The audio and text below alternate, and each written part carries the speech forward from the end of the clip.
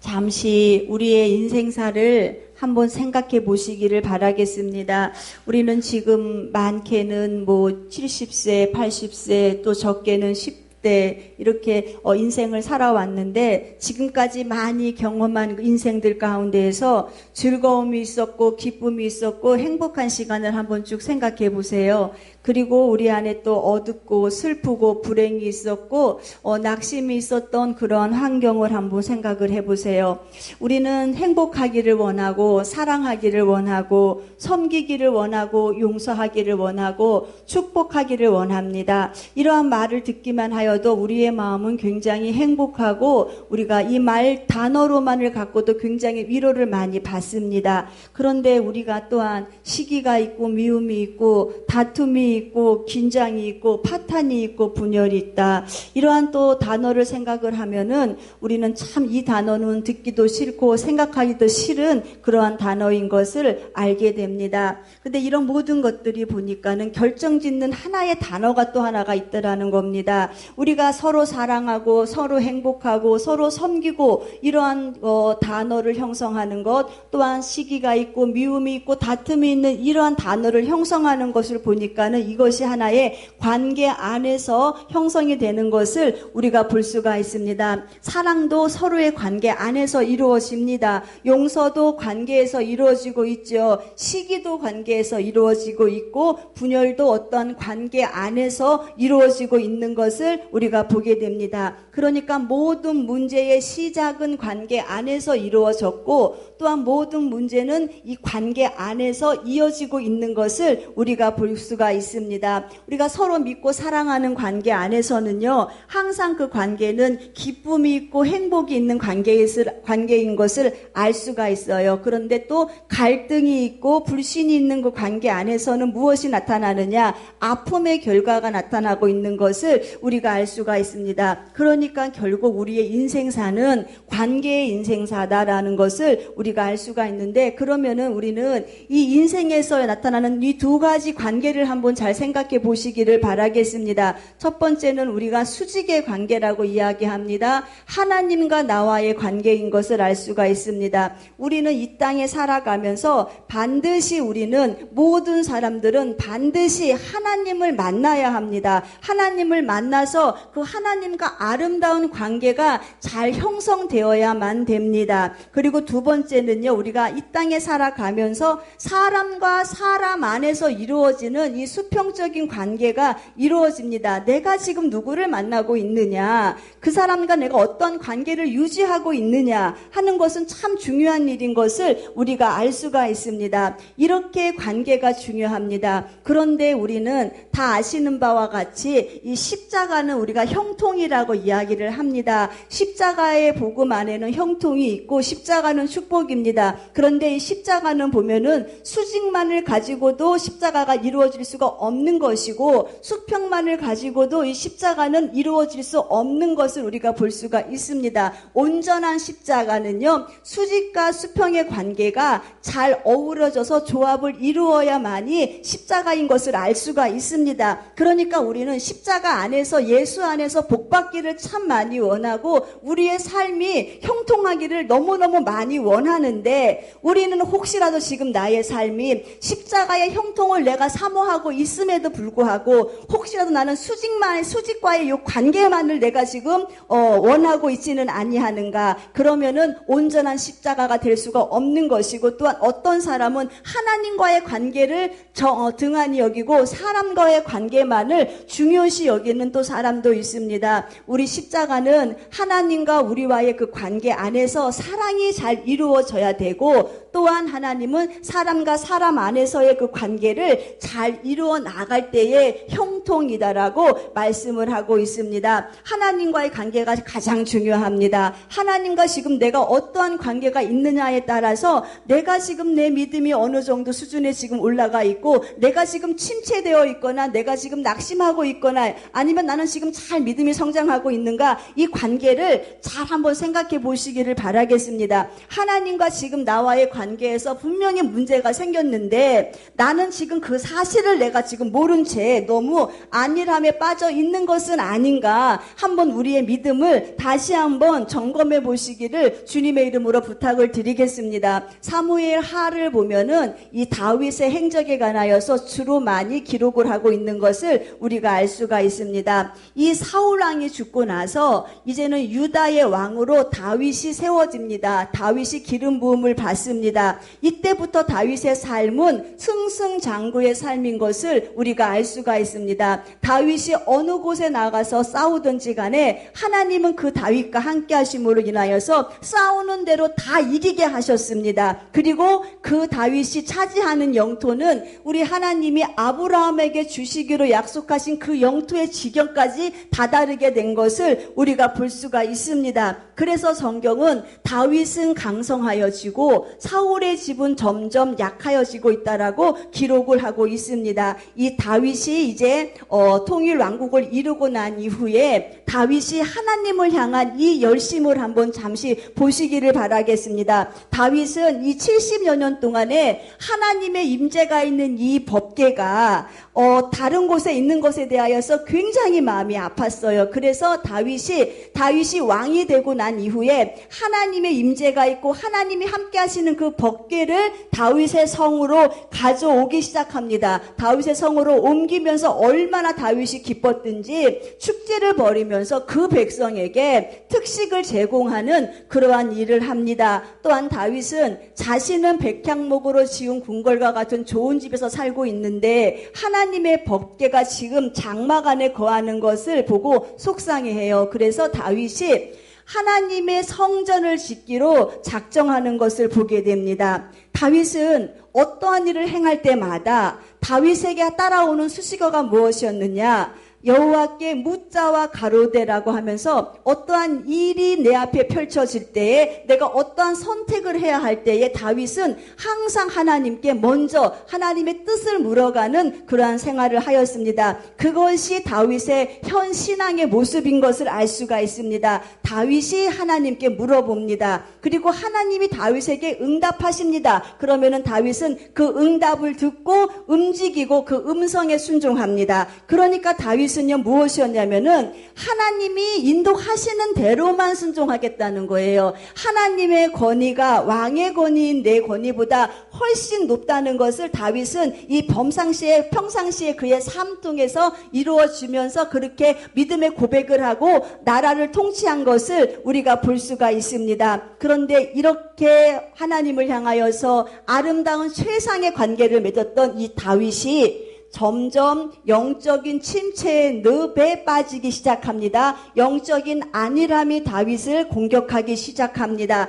다윗이 사울의 낯을 피하여서 광야 생활을 할 때거나 여러 가지 도망자의 신세에 있을 때는요, 다윗은 정신이 살아있는 사람이었거든요. 어느 곳에 가든지 간에 우리 아까 사냥단이 고백했던 것처럼, 성가대 고백했던 것처럼 여호와는 나의 힘이시오, 여호와는 나의 요새시오, 여호와는 나의 구원이시라고 하면서 어느 곳에 가든지 간에 하나님을 찬양하고 하나님으로 힘을 입었던 그 다윗이었어요. 최고의 어려운 극한 환경 가운데에서 나는 하나님의 도우심이 없으면은 나는 살 수 없습니다. 주님이 산성이 되어 주셔서 나를 보호하지 아니하시면은 나는 견딜 수가 없습니다라고 하면서 하나님과의 이 수직의 관계를 너무너무 잘 형성하고 살았던 이 다윗이 사무엘하 11장부터 보면은 어떠한 일이 벌어지느냐, 다윗이 잘되기 시작합니다. 다윗에게 있는 그 군사력이 막강하여서 이제는 다윗이 나가서 전쟁터에 나가서 직접 진도주의를 하지 않아도 내가 갖고 있는 이 장군 안에서 이 군사력을 내보내도 어떠한 전쟁에든 간에 이길 수 있는 막강한 군사력이 있어요. 먹고 사는 일에 지장이 없어요. 하나님이 그 세우신 다윗의 높은 그 위치 안에서 다윗이 무슨 생각하냐? 안일함에 빠지게 되는 거예요. 영적으로나 이 환경적으로 막 조여움이 있을 때는 정신을 바짝 차리고 하나님 뜻을 물어가면서 내가 이겨야 되라고 하는 그 믿음이 있었는데 이제는 모든 것을 다 가졌어요.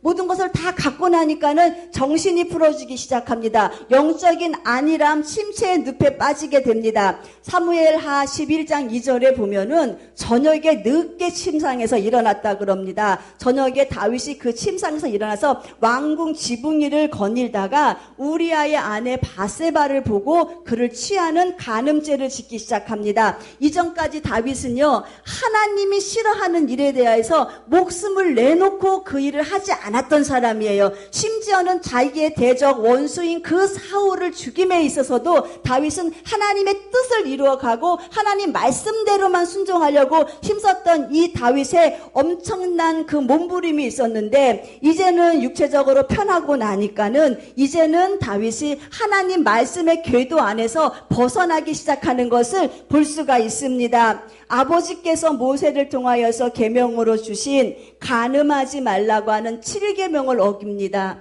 그리고 하나님이 내 이웃의 집을 탐내지 말라고 하는 10계명을 어깁니다. 내 이웃의 집을 탐내지 말라고 하는 그 큰 계명 밑에는 뭐라고 적혀 있느냐? 내 이웃의 아내와 그의 남종과 여종이나 그의 소나 그의 나귀와 물은 내 이웃의 소유를 탐내지 말라라고 분명히 기록이 되어 있는데, 아버지께서 하나님께서 모세에게 주신 이 율법의 10계명을 또 범하게 되는 일을 하게 됩니다. 그리고 나서는요, 이 다윗은 자신의 이 죄를 숨기기 위해서 어떠한 죄를 또 짓느냐? 살인죄를 또 짓게 됩니다. 전쟁터의 그 가장 최전방에 바세바의 남편 우리아 장군을 내몰습니다. 사지로 내몰아요. 그래서 죽을 수밖에 없는 환경을 만들어버리고 거기에서 우리아가 전쟁터에서 죽습니다. 다윗이 그 조경을 만들었어요. 결국은 다윗이 자기의 손에 피를 묻히지 않았지만 그 환경 가운데에 살인죄를 짓게 하는 엄청난 죄를 짓고 있습니다. 하나님 앞에 이렇게 엄청난 죄를 지은 이 다윗을 주님은 얼마나 보고 슬퍼하셨을까요?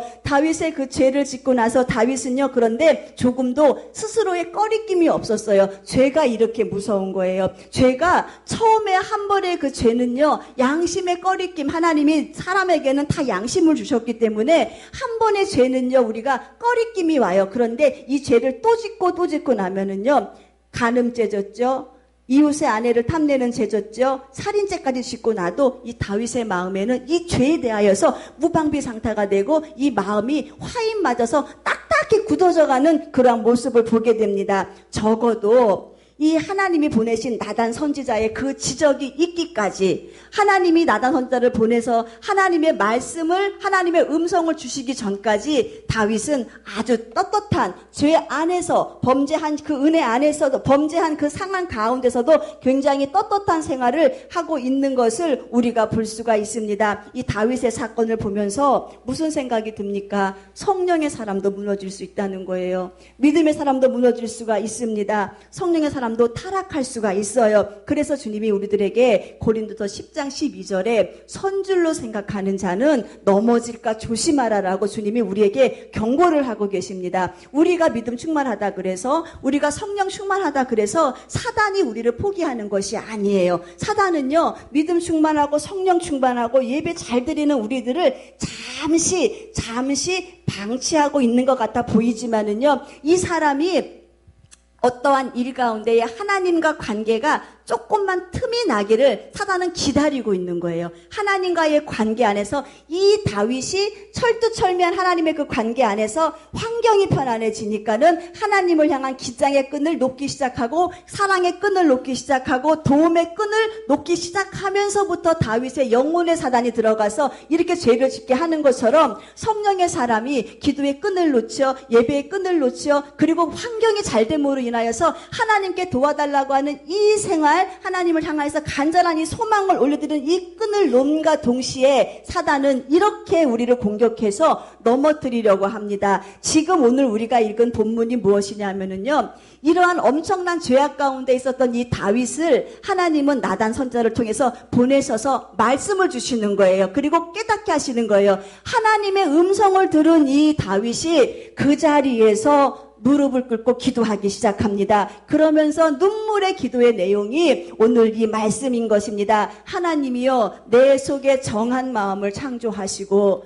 창조라는 것이 무엇입니까? 다시 만들어 달라는 거예요. 하나님, 내 마음에 이 정한 마음, 주님 뜻대로 살고자 하겠던 이 정한 내 마음을 다시 한번 나에게 창조해 주세요. 다시 한번 나에게 주세요. 은혜는요, 주님이 주시지 않으면은 결코 우리는 은혜를 받을 수가 없어요. 주님이 우리에게 허락하지 않으면은 우리의 마음은 어떠느냐? 각박해요. 우리의 마음은 어떠느냐? 우리 마음은 늘 원망 가운데 나가요. 그렇기 때문에 우리 마음이 기쁨과 감사도 하나님이 주셔야 된다는 것을 다윗은 알았어요. 그래서 하나님, 내 마음에 이 정한 마음, 아버지 뜻대로 살고자 하는 이 마음을 다시 한번 창조해 달라는 거예요. 다시 한번 나에게 그 마음을 주세요. 내 안에 정직한 영을 새롭게 해주세요. 아버지를 향하여서 참 정직했던 내 영혼이 아닙니까? 그런데 이 정직했던 내 영혼이 죄악으로 둘러싸여서 하나님, 내가 다시 새롭게 되기를 원한다라고 하나님 앞에 기도하고 있는 것을 봅니다. 주님, 그러면서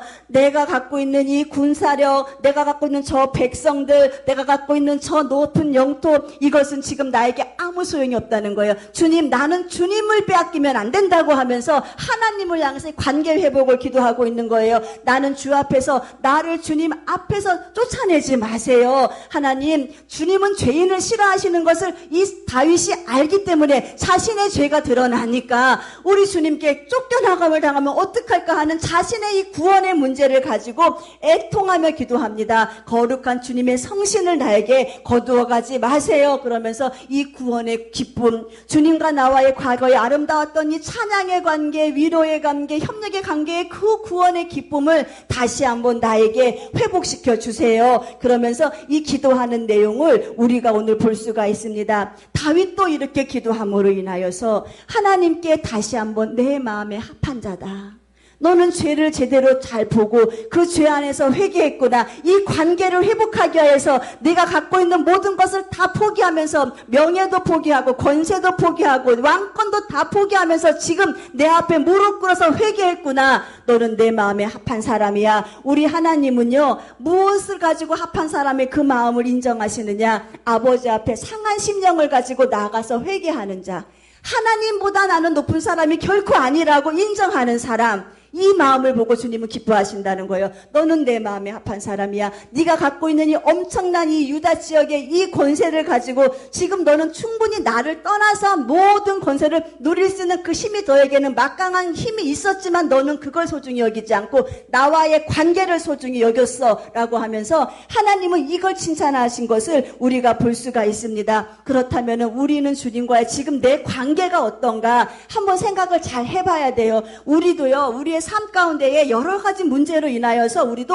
이 내 영적인 힘이 고갈될 때가 있어요. 그리고 많이 힘이 들 때가 있어요. 그리고 많이 내려놓고 싶을 때가 있어요. 그리고 살 소망도 끊어지는 많이 엄청난 극한 환경에 처할 때도 있어요. 그런데 이러한 상황이 방치한다고 저절로 해결되면 참 좋을 텐데 이 영적인 침체나 영적인 여러 가지 이 힘든 상황은요, 방치한다고 해결될 문제가 아니고 빨리 관계가 회복됨으로 인하여서 회복된다는 것을 우리는 알아야 됩니다. 그래서 제일 먼저 우리가 이 관계 안에 회복되어야 될 제일 첫 번째 관계가 무엇이냐? 하나님과 나와의 이 수직의 관계가 지금 잘 회복이 되고 있고 또한 이 하나님과의 관계가 지금 내가 형통으로 잘 가고 있느냐를 먼저 한번 생각해 봐야 합니다. 우리 다 복받기 원하잖아요. 복받기 싫으신 분 하나도 없잖아요. 하나님 복 주세요, 복 주세요. 건강에 복 주세요. 물질에 복 주세요. 자녀에 복 주세요라고 우리 하나님을 향하여서 얼마나 복 달라고 기도 많이 합니까? 그런데 주님이 우리들에게 너희가 복 받는 비결이 여기 있다라고 욥기서 22장에 말씀하고 계십니다. 너는 하나님과 화목해라. 너는 하나님과 화목하고 그 안에서 주는 그 평안을 너는 누려라. 그리하면 내게 복이 임하리라. 하나님과 화목해서 하나님 주시는 그 평안을 누리는 자, 주님이 그 안에서 그러면 복을 너에게 주신다라고 말씀하시면서 청컨대 너는, 내가 다시 말하는데 너는 그 교훈의 말씀을 무시하지 말라는 거예요. 하나님의 교훈을 너는 늘 힘으로 삼아서 하나님의 말씀을 너는 교훈으로 삼아야 해. 네가 살 길이 여기 있다 주님 말씀하셔요. 내가 살 길은 말씀 안에 있어요. 우리가 살 길은 다 말씀 안에 있어요. 내 영혼이 살 길 다 말씀 안에 있어요. 그런데 우리는 이 말씀을 무시한 채 내 방법으로 뭔가를 살아보려고 힘을 쓰다가 망해버리잖아요. 꼭 형통할 것 같아요. 될 것 같아요. 그러나 내 영혼이 망해서 형통하는 일은 결코 재앙입니다.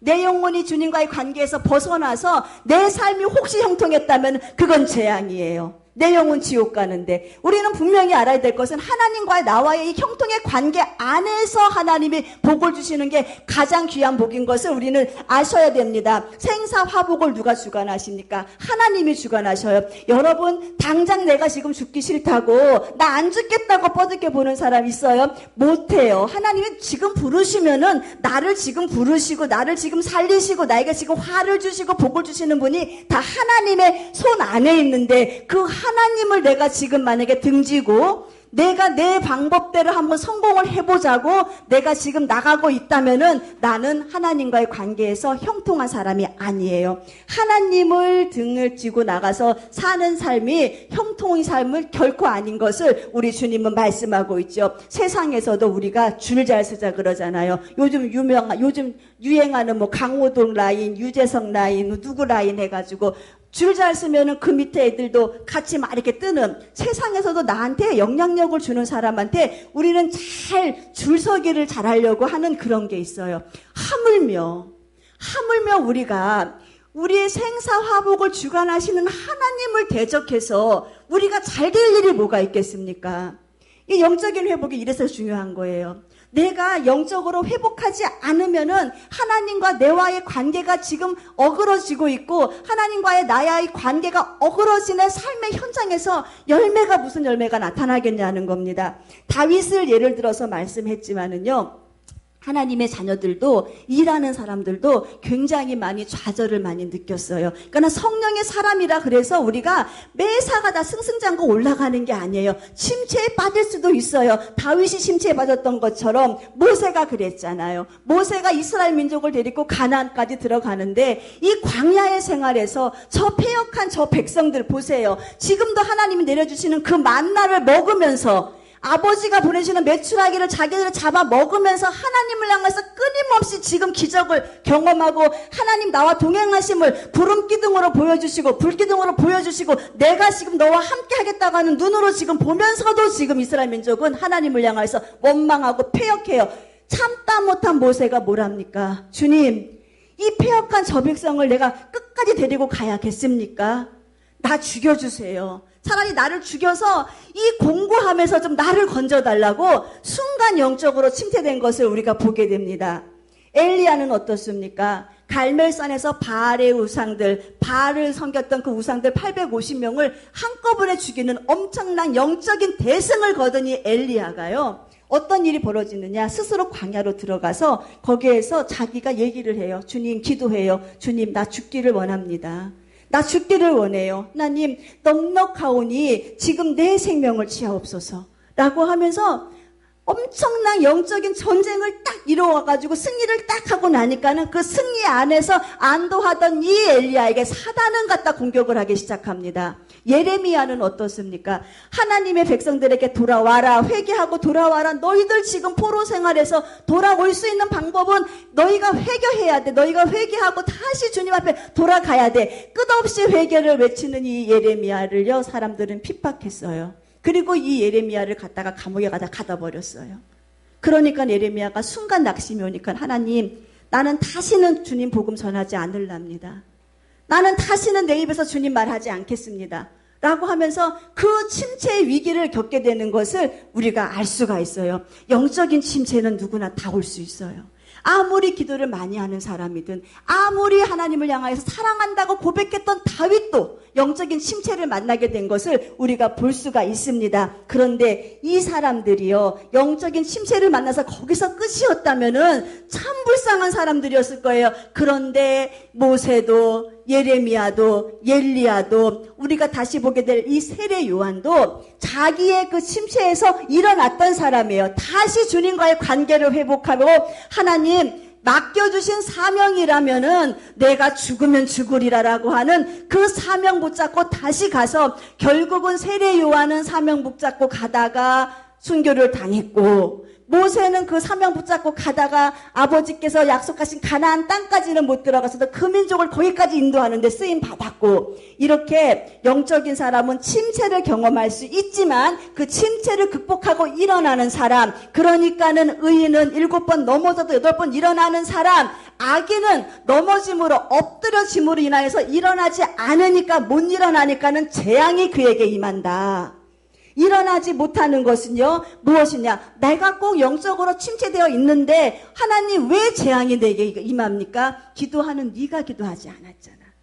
네가 네 자녀들 네 환경을 네가 기도함으로 이겨나가는데 네가 기도하지 않으니 재앙은 스스로 너에게 임할 수밖에 없는 것이라고 우리는 그래서 우리는 의인이잖아요. 넘어졌으면 일어나야 돼요. 이 선지자들이 그랬던 것처럼 모세가 그랬던 것처럼 우리는 일어나야 돼요. 왜 절망하고 있습니까? 일어나시기를 바라겠습니다. 세례 요한을 보세요. 이 세례 요한은요 여자가 낳은 중에 가장 큰 자라고 우리 예수님이 세례 요한을 보면서 극찬을 했던 사람이 세례 요한이에요. 이 세례 요한은 자기가 있어야 할 자리를 충분히 알았던 사람이에요. 그래서 예수님을 향하여서 주님은 흥하여야 되고 주님이 하시는 모든 일은 다 성공해야 되고 나는 주님의 뒤에 가려서 내가 하는 일은 쇠하여도 괜찮습니다. 주님 나는 주님이 신고 다니는 그 신들매 샌들 끈도 나는 풀지 못할 풀 수 없으리만큼 약한 존재 우리 하나님 예수님의 그 능력을 다 인정한 사람 예수님이 사역하는 데 있어서 이 세례 요한은요 침례를 예수님께 직접 줬던 사람 이 세례 요한이 예수님을 처음 보는 순간에 했던 고백이 뭐냐 보라 세상 죄를 지고 가는 하나님의 어린 양이다 이 예수님을 딱 보는 순간에 하나님께서 계획하신 구원의 사역을 성령으로 영안이 열려서 봤던 사람이 세례 요한이에요. 예수님을 보는 순간에 저 예수님이 희생 제물이 되겠구나. 저 예수라고 하는 저 사람이 인류의 죄를 구원하기 위해서 누군가 죽어야 할 사람이 있다면은 저 예수가 죽어야 하는 사람이구나. 저 예수가 하나님이 보내신 하나님의 아들이 반드시 맞다라고 하면서 이 영적인 세계에 영안이 열려서 하나님의 구원하시는 그 구원의 계획을 봤던 사람이 이 세례 요한이에요. 그런데 이 세례 요한도 영적인 침체에 빠집니다. 주님 복음 전하다가 감옥에 가요. 감옥에 갔는데 이 세례 요한이 자기 생각대로 자기 방식대로 주님의 뜻을 구하기 시작합니다. 자기의 생각은 무엇이냐면은 주님이 빨리 오셔서 신방 오셔서 기적을 베풀어 주셔서 자기를 지금 이 감옥에서 나가게 하게 하는 것이 이 세례 요한의 자기의 방법, 자기의 뜻이었어요. 그래서 그 뜻을 속히 이루기를 원했는데 우리 예수님이 신방을 안 오시네요. 예수님이 안 오시는 거예요. 그러니까는 자기가 지금 그 처해 있는 환경에서 세례 요한이 서서히 낙심을 하기 시작합니다. 여러분 믿음은요 내 뜻대로 되는 것이 성공인 것 같잖아요. 그런데 아니에요. 믿음은요 믿음의 사람은요 내 뜻대로 돼서 성공하는 것이 아니라 하나님의 뜻이 이루어져서 성공하는 것이 가장 큰 성공인 것을 우리는 분명히 알고 인지하셔야 돼요. 왜냐? 하나님의 뜻은 성공이기 때문에 하나님의 뜻은 축복이고 하나님의 뜻은 평강이기 때문에 예레미야서에 기록하고 계시잖아요. 29장에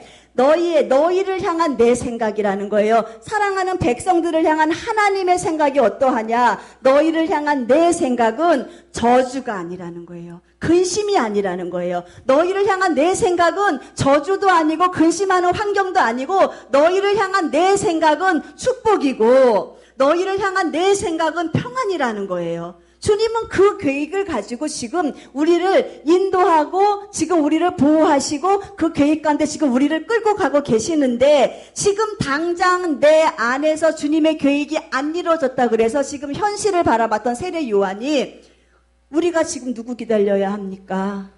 오시리가 당신이 맞습니까? 구원자로 오시리가 당신이 맞습니까? 라고 물어보라고 제자들을 보내요. 이 세례 요한은요 예수님을 보고 뭐라고 고백했어요? 세상 죄를 지고 가는 하나님의 어린 양이라고 고백했던, 자신의 구원관이 확실하게 있었던 사람이 자기 생각대로 뭔가 이루어지지 않으니까는 구원관이 흔들리기 시작합니다. 우리 그때 예수님께서 뭐라고 말씀하시느냐? 가서 세례 요한에게 전해줘. 네가 지금 여기에 와서 봤더니 모든 건 못 봤니? 소경이 눈 뜨는 거 봤지? 귀가 열려서 듣는 거 봤지? 귀신 쫓아나가는 거 봤지? 가난한 자가 부욕해 되는 거 봤지? 이것을 다 갖다가 알려줘라. 그리고 말씀하시는 것이, 나로 인하여서, 내가 하는 일로 인하여서 실족하지 않는 자는 복이 있다. 내가 하는 일을 가지고 왈가왈부하지 않고 그 말씀에 꾸준히 순종하는 자가 복이 있다라고 주님이 말씀을 하고 계셔요. 가서 얘기해 주라는 거예요. 너희 선생 세례 요한에게 너희가 가서 얘기해 줘. 나로 인하여서, 내가 하는 일로 인하여서 실족하지 않고 스스로 넘어지지 않는 사람이 복이 있다라고 가서 이야기를 해 주라고 이야기합니다. 세례 요한은요, 이때 힘을 얻어요. 그리고 세례 요한은 순교당해요. 사랑하는 우리 모두는요, 우리가 혹시라도 영적인 침체에 빠져 있으면은 이 말씀에 대해서 의심이 생기기 시작합니다. 이전까지는 내가 말씀의 은혜를 많이 받았어요. 그리고 말씀으로 위로를 받고 소망도 얻었어요. 그런데 이제는 이 말씀이 이 세례 요한과 같이 근본이 흔들려 버리는 이러한 영적인 침체를 우리가 맞게 된다는 거예요. 그래서 우리는 회복해야 돼요. 우리는 내 뜻이 이루어지는 것이 아니라 주님의 뜻이 이루어지는 것이 가장 중요하기 때문에, 여러분 은혜 받았다는 말 잘하잖아요. 은혜 받았다는 말. 은혜 받았다는 말이 뭡니까? 하나님 말씀 듣고 가슴이 찡했어요. 하나님 말씀 듣고 눈물이 뽀르륵 났어요. 이게 은혜 받았다고 우리는 많이 이야기를 해요. 그러나 은혜 받았다는 것은 은혜의 주체이신 하나님이 내 안에 들어와 계시면, 은혜의 주체이신 하나님이 내 안에 들어와 계시면은 내 생각이 중요하지 않은 거예요. 은혜의 주체이신 그 하나님이 내 안에 들어와 계시면은 내 형편이 중요한 것이 아니에요. 은혜의 주체이신 그 하나님이 내 안에 들어오니까, 그 그리스도가 내 안에 들어왔기 때문에 내가 그리스도의 삶을 살 수 있는 것. 그러니까 이게 은혜 받은 자의 모습인 거예요. 은혜를 받았다고 하는 것은요, 이제는 내 생각과 주님 생각이 맞지 않을 때 과감하게 내 생각 포기하는 사람, 내 생각과 주님이 맞지 않을 때 과감히 그걸 버리고 가꾸고 자신을 다시 한번 개조시키는 사람이 은혜 받은 사람이지, 말씀 듣고 감동받았어요, 말씀 듣고 눈물이 났어요, 감정으로만 받은 거예요. 마음으로만 받았어요. 삶이 안 따라줬어요. 은혜 받았다고 하는 거는 분명히 우리나라에 은혜의 주체이신 주님이 내 안에 들어와서 나를 장악했을 때 은혜가 되는 거고 은혜를 받은 거지, 우리는 마음으로 감정으로만 머리로만 주를 받지 않는 우리 모두가 되시기를 주님의 이름으로 부탁을 드리겠습니다. 이 미혹을 하는데 최고로 아주 도 같은 이 사단을 보세요. 이 사단이 갖다주는 그 미혹에 누구든지 걸려만 들기만 하면은요, 낙심하고 원망해요. 기도를 멈추고 마귀의 생각에 조종당하기 시작합니다. 그래서 믿음에서 떠난 자가 되고 마는 것을 우리가 볼 수가 있습니다. 그런데 정말로 이제는 중요한 것은요, 우리가 믿음 안에서 다시 회복이 된다면은 자꾸 자기의 영혼에게 스스로가 말씀으로 깨우치세요. 내 영혼아, 너 지금 왜 낙심하고 왜 낭망하고 너 왜 불안해하니? 자기 영혼에게 말씀으로 말하는 거예요. 자기 스스로가, 내 영혼아, 내가 어찌해 낭망하고 있니? 너 어찌해서 네 속에서 불안하면서 근심하고 있니? 너는 하나님만 바라봐. 그 구원의 하나님, 그 구원의 하나님이 너를 도와줄 것인데 왜 낙심하고 불안해하냐면서 자기 스스로에게 자기가 계속 말씀으로 자기 스스로를 훈련하시기를 주님의 이름으로 축원드리겠습니다. 말씀 듣고 죄를 회개하고 기도를 회복하잖아요. 그러면 어떠한 증상이 나타나느냐? 지금까지 내 마음을 꽉 묶고 있었던 이 근심, 내 마음을 꽉 묶고 있었던 절망의 이 생각들이 하나하나 말씀에 의거해서 벗어지기 시작합니다. 그래서 로마서 8장 31절에 기록하고 있는 하나님이 우리를 위하시면 누가 우리를 대적하리요? 하나님이 우리를 사랑하시면 그 사랑에서 누가 그 사랑을 끊을 사람이 누가 있느냐라고 하면서 하나님의 사랑을 붙잡기 시작합니다. 그러면서 보세요. 환난, 내가 당하고 있는 삶의 어려움, 곤고, 못 먹어서 당하는 힘든 거, 핍박, 예수 믿는다고 당하는 핍박, 기근 없니? 먹을 것이 없니? 적신? 지금 네가 상하고 있는 네 환경이 꼭 죽을 것 같은 죽음 앞에서 지금 죽음을 기다리고 있는 이 적신의 이런 상황, 또한 위험이니 칼이니 아무것도 그리스도의 사랑에서 너를 해할 수가 없다. 환난도 너를 해할 수가 없고, 위험도 너를 해할 수가 없고, 곤고도 너를 해할 수가 없고, 핍박도 적신도 위험도 칼도 너를 해할 수가 없다. 왜? 주님이 우리를 위하시고 주님이 우리를 사랑하시니까. 그래서 그 사랑 딱 붙잡고 있으면 모든 것을 다 넉넉히 이긴다 라고 말씀하시는 이 말씀을 부여잡으니까 내 영혼이 어떻게 됩니까? 주님 다시 바라보게 되잖아요. 그래서 주님과의 관계 회복이 이렇게 중요합니다. 말씀 듣고 나니까 육신의 생각이 거쳐지기 시작해요. 영적인 소망이 다시 회복되기 시작되고, 침체되어 있는 내 영적인 내 삶이 다시 한번 이제는 주님을 향하여서 충전되기 시작하는데, 이렇게 회복이 되고 난 이후에 삶이 어때려느냐? 한번 딱 회복이 됐고 나가지고 그 다음에 내가 이제 오늘 이겼으니까 난 내일도 이길 거야. 천만의 말씀이에요. 사단은 끊임없이 공격한다 그랬죠. 내가 오늘 이겼으면 내일도 이겨야 돼요. 내가 오늘 승리했으면 내일도 승리해야 돼요. 그래서 우리는 영적인 매일의 양식을 공급받아야 된다는 거예요. 매일의 영적인 힘을 공급받아야만이 우리가 살 수 있는 거예요. 매일 충전받아야 된다는 거예요. 매일 충전.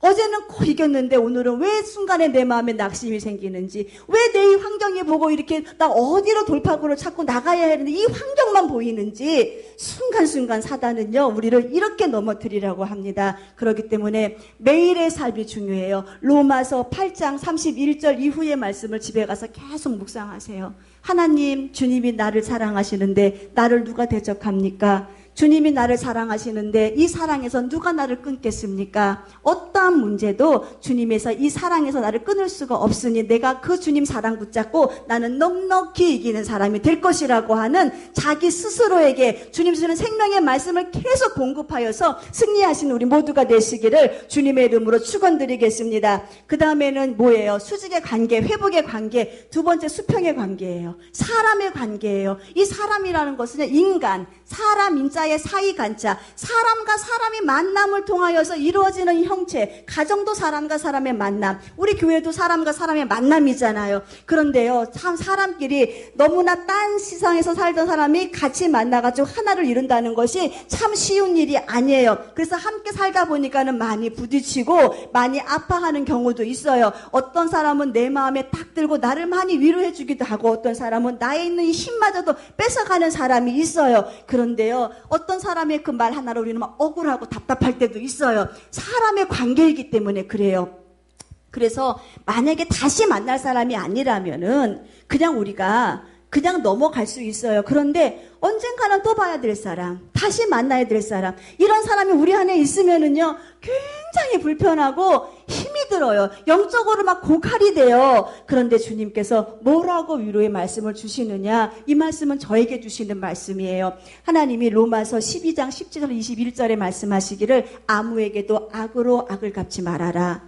모든 사람에게 선한 일을 도모해라. 그러면서 할 수 있거든 너희로서는 모든 사람을 더불어 화평해라. 그러고 내 사랑하는 자들아 너희가 친히 원수 갚지 말아라. 진노하심을 누구한테 맡겨라? 하나님께 맡겨라. 네의 아픈 상함의 네 마음을 하나님께 맡겨라. 원수 갚는 것은 나에게 있다. 주님 말씀하시는 거예요. 원수 갚는 것은 내게 있으니 네가 갚으려고 하지 마. 내가 갚아줄게. 주님이 주께서 말씀하시니라. 그러면서 네 원수가 줄이거든 먹을 것 주고 네 원수가 목마르거든 마실 것 줘. 말씀하고 계셔요. 그리 함으로, 네가 그렇게 함으로 인하여서 내가 숯불을 그 머리에 쌓아놓으리라. 이게 정답인 거예요. 네가 뭘 배고픈 사람한테 먹을 것 주고 네 원수가 못 먹겠다, 못 먹으면은 먹을 것 주고 마실 것 줘. 그런데 너의 그 선한 행동이 그 상대편의 머리에 숯불을 쌓아 놓는다는 거예요. 왜? 고대 근동 지역에서는 자신이 죄를 많이 졌어요. 그러면 이 죄를 회개하는 하나의 회개의 방법으로 이 머리에다가 대야를 넣고 여기다가 막 펄펄 끓는 숯 있죠. 이 숯을 이고 다니면서 옮기는 일을 했어요. 나 이렇게 많이 죄 졌어요 라고 하면서 이 숯을 옮겨 다니면서 자기의 죄를 회개하는 의식이 있었어요. 이 숯이 머리에 있는 사람이 얼마나 얼굴이 뜨겁겠습니까? 얼굴이 얼마나 낯이 뜨겁겠습니까? 그러니까는 우리가 원수에게 그렇게 하니까는요, 네가 지금 악을 선으로 갚아주는 그 모든 것은 그 네 원수의 머리 위에 숯불을 올려놓는 거야. 그는 결코 그 수치 때문에, 자기가 한 그 악함 때문에 스스로 얼굴이 화끈거려서 못 견디는 날이 반드시 올 것이니까. 그러니까 너는 악함을 악함으로 갚지 말고 선으로 갚아. 그리고 네 원수의 목전에서 상을 베푸시는 하나님의 능력을 바라봐. 주님은 말씀하고 계시는 거예요. 주님이, 그러니까 결국은 그 주님 원수를 사랑하라는 말이 웬 말입니까? 어떻게 사랑합니까? 너 살기 위해서 사랑하고, 그 사람이 그 진노하심은 나에게 있는 거야. 그리고 너는 그에게 선으로 갚아. 먹을 거를 줘. 그가 스스로 그 뜨끈뜨끈한 그 숯불 때문에 얼굴이 화끈거려서 결국은 그 원수 앞에서 상을 베푸시는 주님의 그 놀라운 기적을 내가 너에게 보여줄 때 그 수치를 보게 된다는 거죠. 그래서 주님이 원수 갚게 하신다라고 말씀을 하고 계시니, 원수가 있다면 하나님께 맡겨야 되겠구나. 내가 할 일이 아니구나. 이 원수와의 관계입니다. 또한 우리 주님께서는 이 성도와의 관계 얘기하고 있어요. 모든 사람이 다 원수일 수는 없어요. 그러나 이 성도 안에 지금 주님이 이 시편 16편에는 뭐라고 말씀하시냐면은 6절 말씀에 이 줄로 재어진 이 구역을 말씀하고 계셔요. 이 줄로 재어진 이 구역이 어떤 거냐? 주님이 친히 줄로 재어줬다 그러는 거예요. 창세 전에 우리 주님이 이렇게 이 시간에 예배드리게 하기 위해서 모이게 하셨다는 거예요. 그런데 이 시편 16편 3편 말씀에 땅에 있는 성도는 존귀한 자라 그랬어요. 이 시편 16편은 다윗이 왕이 되고 난 이후에 하나님, 나는 이렇게 살겠습니다. 나는 이렇게 살겠다고 고백한 시의 내용이에요. 시편 16편이. 그런데 이 다윗이 뭐라고 고백을 하느냐? 땅에 있는 이 모든 성도는 다 존귀하다는 거예요. 그래서 그 존귀함으로 인하여서 나의 모든 즐거움이 다 저에게 있다는 거예요. 우리 예수님의 마음과 똑같은 마음인 거예요. 예수님의 피로 값진 영혼들 아닙니까? 장차 천국에서 같이 살 하나님 백성들 아닙니까? 다시 오실 신부, 주님을 맞이할 신부가 아닙니까? 우리 주님이 우리의 영혼을 이렇게 존귀하게 하셨기 때문에 우리 주님이 우리의 영혼을 바라보면 기쁘고 행복하고 그 똑같은 마음을 가지고 다윗도 살겠다고 고백을 하고 있는 거예요. 우리 사랑하는 성도들이요, 하나님 보시기에 존귀한 영혼들이에요. 하나님 보시기에 존귀한 영혼들을 내가 무시하면은요, 큰일 납니다. 하나님 보시기에 존귀한 이 줄로 재어진 아름다운 이 안의 공동체, 내가 저 영혼 무시하다가는 큰일 나요. 하나님 보시기에는요, 천하나 가졌거나 못 가졌거나 다 똑같은 영혼이에요. 그 영혼 때문에 주님 돌아가셨어요. 그렇기 때문에 우리는 절대로 영혼을 바라봤을 때에 하나님이 존귀하게 여기는 영혼에 대하여서 우리가 함부로 하면 안 돼요. 그래서 이게 수평의 관계가 잘 이루어져야 됩니다. 우리 사랑하는 주님의 교 성도들, 주님은요, 사울을 보고 사울아 너 나 왜 핍박하니 그랬어요. 나는 예수님 보지도 못했는데 내가 주님 언제 핍박했습니까? 네가 지금 핍박하고 다니는 저 성도들, 네가 지금 저 성도 성가면 나 핍박한 거라 그랬어요. 또한 주님은요, 이 소자에게 냉수 하나 대접한 그 사람을 너 나 대접했다 그랬어요. 성도 안에서 아름다운 교제가 이루어질 때 주님은 소자에게 냉수 하나 준 것을 주님은 자신에게 주었다고 극찬을 하고 계시고, 성도에게 라가라고 하는 잘못된 말을 한 그들은 너는 지금 나를 핍박했다 그러는 거예요. 그래서 성도와의 관계가 이렇게 중요한 겁니다. 내 지체들, 내 가족들 다 영혼 존귀한 사람들이에요. 내 형제들 다 영혼 존귀한 사람들이에요. 그 영혼 때문에 주님이 죽었어요. 그랬기 때문에 우리는 이 성도의 존귀한 이 영혼을 가지고 우리가 정말로 세상 말로 장난질 쳐서는 안 돼요. 그래서 우리는 이 관계 잘 유지해야 된다는 거예요. 하나님과의 화목의 관계, 수직의 관계, 원수를 맺는 것에 대해서는 주님께 맡기고 성도와의 화평의 관계, 이게 십자가의 형통인 거예요. 이게 온전히 잘 이루어져야만이 나에게는 온전한 십자가가 있는 것이에요. 하나만 갖고 십자가를 할 수 없어요. 주님과 나와의 관계만을 갖고 십자가라고 할 수 없고, 사람과 사람과의 관계를 갖고 십자가라고 할 수 없어요. 이거는요, 가로와 세로 차이예요. 그러나 모아져서 하나가 될 때, 합치를 이룰 때 십자가가 되는 것처럼 우리 사랑하는 주님의 께 성도들은요, 하나님과의 관계 잘 회복하세요. 혹시 내가 영적인 늪에 빠져 있다면 일어나셔야 돼요. 내가 넘어짐으로 인하여서 재앙이 나에게 닥친다면 큰일 납니다. 또한 우리는요, 성도 섬기는 일, 그 다음에 하나님, 내가 사랑할 수 없는 자는 나는 주께 맡깁니다. 라고 하면서 주님께 이 모든 것을 내어 맡길 때 주님은 그래 너는 형통한 자야. 내가 너 영혼이 잘됨 같이 네가 범사에 잘되고 강건한 복을 내가 너한테 내려줄 거야. 복받기 원하시면은 우리가 하나님과의 관계와 인간과의 관계 잘 하시기를 주님의 이름으로 축원드리겠습니다. 이 시간에 우리가 말씀을 생각하시면서 통성으로 기도드릴 때 하나님 영적인 늪에 빠진 것도 죄였습니다. 사단이 나를 공격한 것을 내가 몰랐습니다. 다윗이 그랬던 것처럼 하나님 그러나 이제 다시 한번 일어나서 하나님 아버지 저는 아버지 하나님 모시게 예레미야처럼 모세처럼 엘리야처럼 세례 요한처럼 쓰임받기를 원합니다. 주님과의 관계 회복하는 기도 드리시고 사람과의 관계에서 아버지 존귀 여기는 저 영혼을 우리 사랑하는 성도를 내가 혹시라도 마음에 상처를 주어서 아프게 한 점이 있다면 용서하시고 하나님 아버지 아름다운 형통의 관계 잘 이루게 해달라고 이 시간에 다 같이 통성으로 기도드리시겠습니다.